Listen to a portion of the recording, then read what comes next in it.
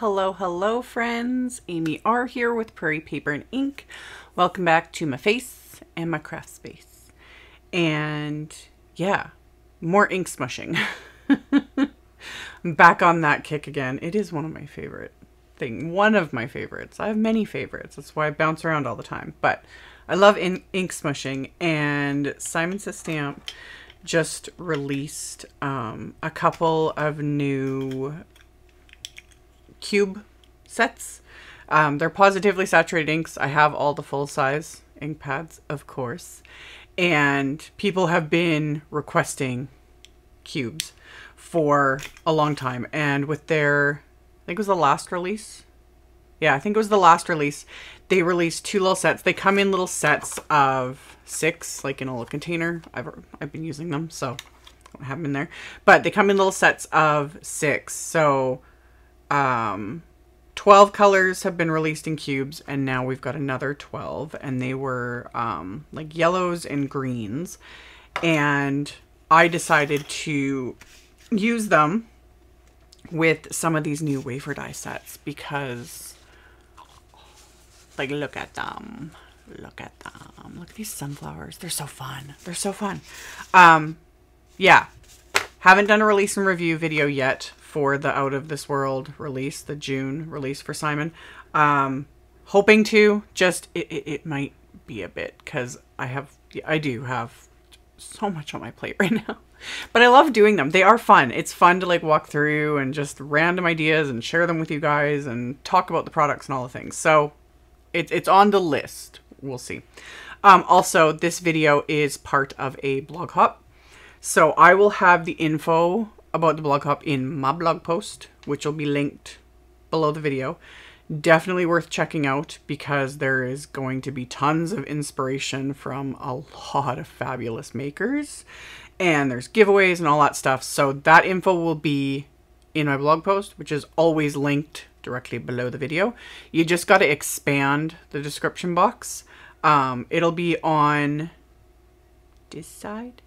I'm always like,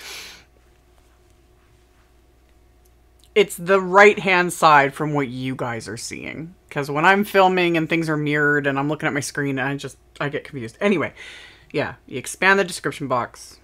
All of that is there. And then, yeah, keep watching and I will show you guys the card I made. So, ink smushing. Surface matters. I mentioned this in a recent video, and I'm going to reiterate it, well, all the time. The surface you use to do ink smushing makes a huge difference. I've had people commenting and asking or mentioning, they're like, mine never turns out the way yours does, I struggle with it, etc. Just like anything, it takes practice. You know, different surfaces, different inks, different papers, like everything's gonna just turn out differently. But first off, surface. So I'm working on my Tim Holtz Tonic media mat here, and as you can see, when I smush the ink pads onto the surface and then I spray with water, it beads up. That's exactly what you want. You want that beading up of the inks in the water, because that gives you that speckled, you know, speckly, fleckly, as Tim Holtz says, look, and that's what we want. Different surfaces are going to react differently. Like, and I'll show later in the video, I'll do it again on glass. I've done this on glass, and it's completely different.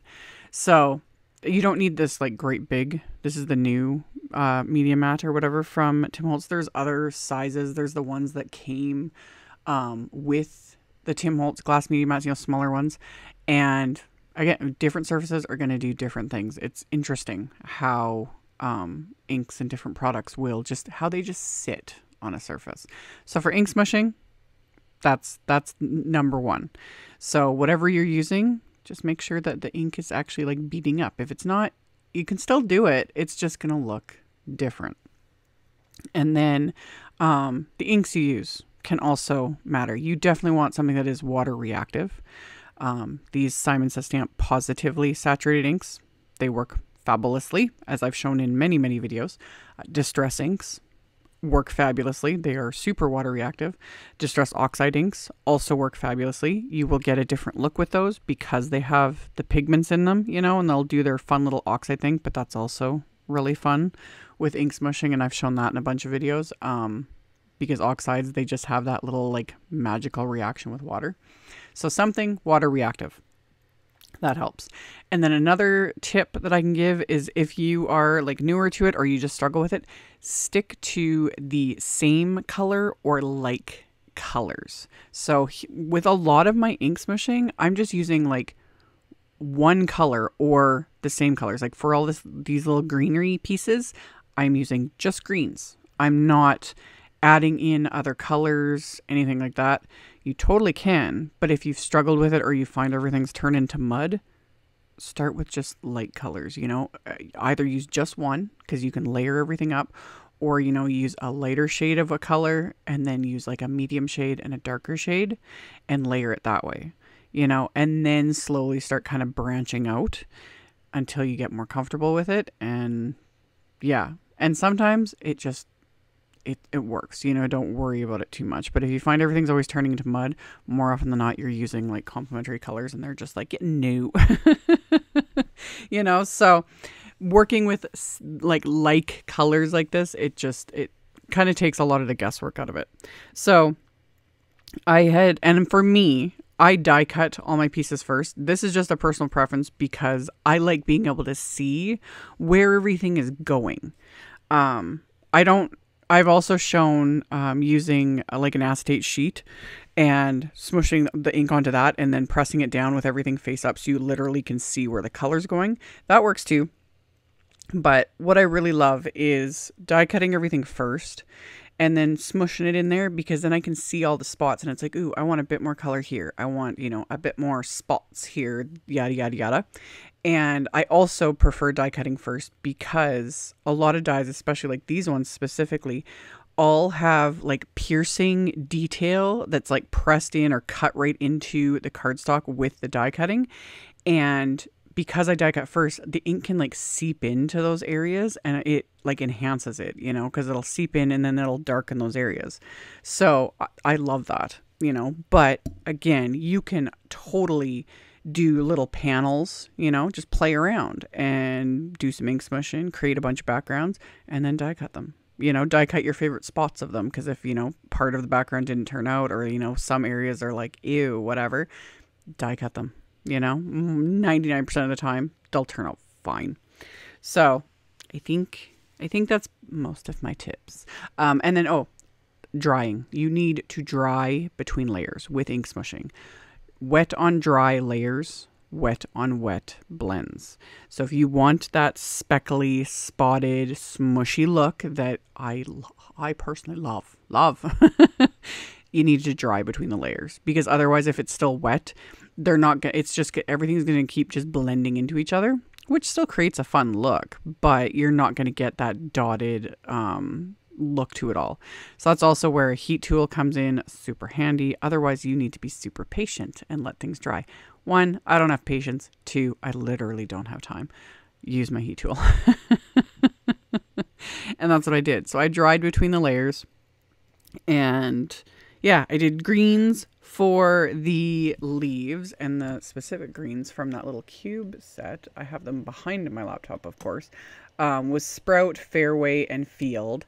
And then the yellows were Lemonade, Sunbeam, and Citrine. And then for the browns, I pulled up my full-size ink pads because we don't have these in cubes yet. But that was Cappuccino and Mocha. And that's what I did for the flower centers. And yeah, inky, splotchy mess, and I love it. I get it all over my fingers. If that really bothers you, you can wear gloves. Although almost all of these like dye-based inks, etc., like water reactive inks, they wash off pretty quickly. So I genuinely don't care.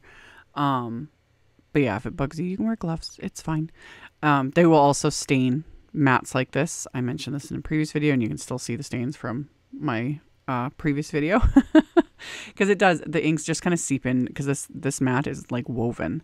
And And yeah, it's going to stain. It happens. It's life. It's crafting is what it is. If we spend more time keeping everything pristine, well, we're not going to really have as much fun, honestly.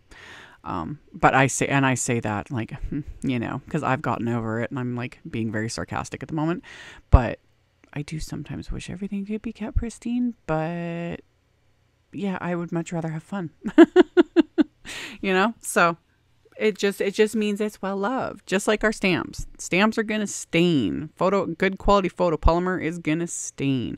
A stained stamp is a loved stamp. That's all it is. Anyway, I adhered those flowers together super easy. I die cut the petal portions twice for everything and layered them up to give them more petals.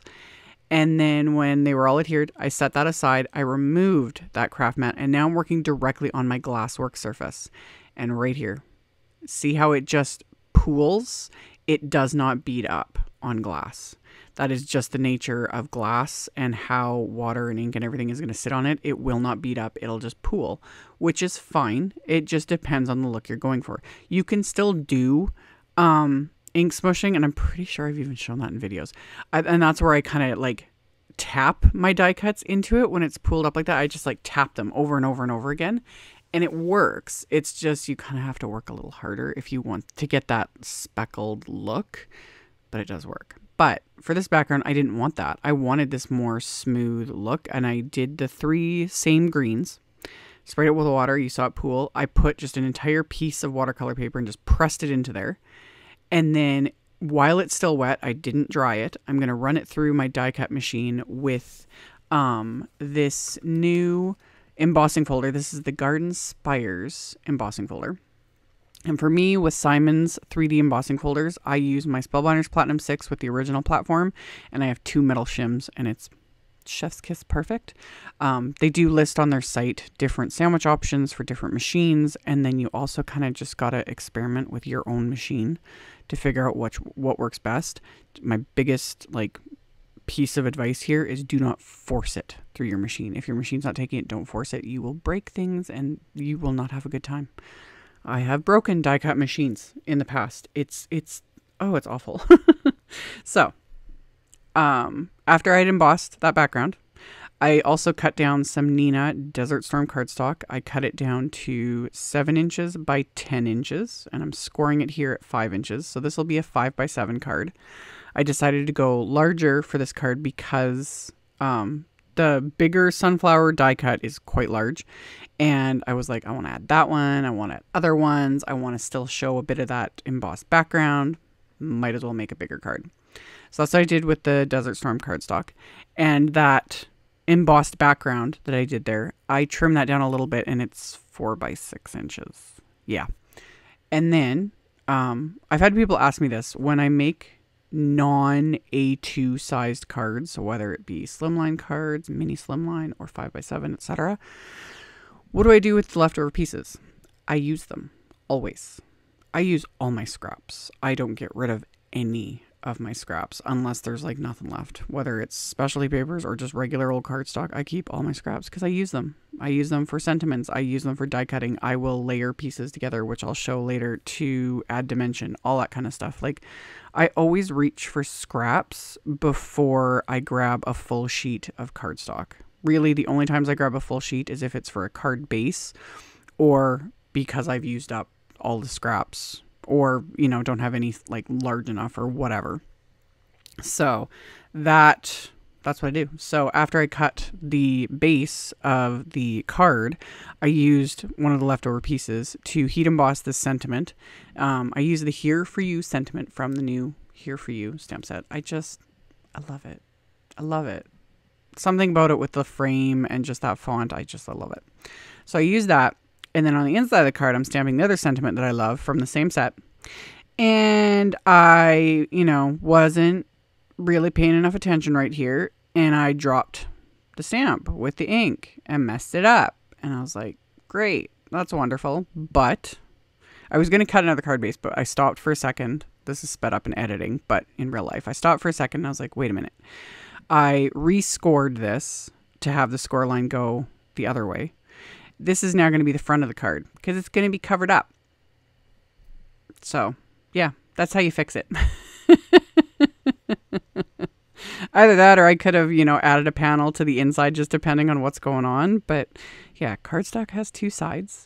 There's always ways to fix it, you know, or cut it off or, you know, cover it up, etc. So I did all that, adhered one of the little sunflowers and leaves to the inside of the card. And then, yeah, that oops that I made, that's going to get covered up by the main card front panel. So we're all good. So to adhere that main panel, I coated the back of it with Simon's Big Mama foam tape. So it's got a bit of dimension. Plus this will hold it down because it is quite warped because it was, you know, all the water and the ink and everything. And then running it through the embossing folder, it's a little bit warped. So it'll give it dimension, plus it'll adhere it nicely to the card base. And then I just had it sitting there. I didn't adhere it yet. I just had it sitting to give me an idea of, you know, how much leeway I had to add all of my other little elements here. And I adhered all of those to that panel with craft tacky glue. And then I stuck this in my splat box because I'm going to add splatter as well. And I did this on the glass work surface. I didn't like it. Putting my gouache and my perfect pearl on here. Yeah, I don't like this for specifically this thing. You guys have seen me. I do splatter in almost every video. Not quite. But I usually use one of my little plastic palettes. I prefer that to working on the glass. Because like I said, like it pools. It just like spreads on glass. So it was actually harder for me to pick up enough on my fan brush to splatter. I made it work, but I was a little annoyed and I was like, not doing that again. Next time I'm grabbing my little plastic palette that's literally sitting 6 inches away from me at all times. Anyway, I used Perfect Pearl powder from Ranger, added a bit of water, did that splatter first. It's very subtle, but I'll show at the end with my flashlight so you guys can see the shimmer because it's beautiful. And then my white gouache. And the white gouache, it goes on, depending on how much water you add to it, it will dry back a bit. It'll absorb some of the color and it'll be much more subtle, which is what I was wanting. I didn't want heavy, you know, very opaque white splatter on this. I just wanted that little bit of texture and extra. So I did all that splattering, let that dry, remove the backing from the foam tape, pop this into place.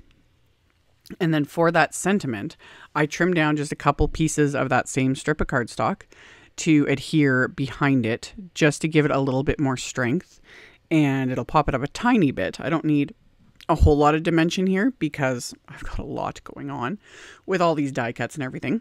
So I adhered those pieces and then I'm going to adhere this to my card. And then as my final little bit of embellishment, I pulled out these are Trinity Stamps coffee bean heart sprinkles.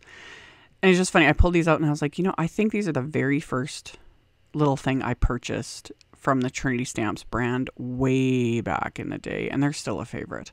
The image online, they look really, really pale. They're this nice dark brown. They're perfect. I love them. So I added just a few of them to the background, and I adhered them into place with dabs of craft tacky glue, and that finished off the card. So I'm going to turn the flashlight on so you guys can properly see, you know, the shimmer from the splatter. I love it. It just... I love it. I love it. So, and then you've got like the bit of the embossing in the background and then all of that texture from the ink smushing with these die cuts, plus all the like the die cuts texture themselves, you know, all of it. I love it. I love all that piercing detail and the centers of the sunflowers, everything. It's fabulous. So, like I mentioned earlier, I will have a link below the video to my blog post. I will have a supply list with links to all the supplies I used. That'll be in the description box below as well, and it'll be picture links in my blog post. So if you want to head over there and check out the info for the blog hop, that'll all be below for you. Thank you all so very much for watching, for thumbs upping, commenting, subscribe if you haven't, and I'll see you all very soon in the next video. Bye!